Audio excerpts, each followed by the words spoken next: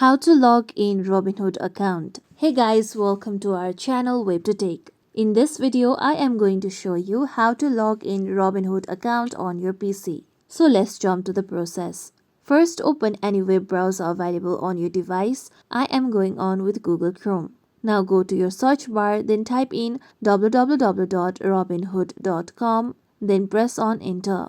With this, you will be taken to official website of Robinhood. Now here you can see login option on the top, click on it. Now to log into your account, click on email box, then enter the email address that you have used to create your Robinhood account. After this, click on your password box, then enter the correct password of your account. Now if you want your account to be logged in for 30 days, then you can click on the box stating keep me logged in for up to 30 days. You can also log in using your passkeys. For this, click on login with passkeys. Now if you do not have your account, click on create an account option. After entering all your login details, click on login.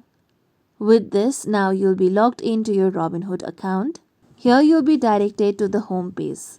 Now you can click on account option present on the top right corner, and then you can see that your Robinhood account has been logged in. And this is how you simply log in to Robinhood account in PC. Hope this video is useful. Please don't forget to subscribe to our channel, and if you like our content, make sure you like, comment and share. Thank you.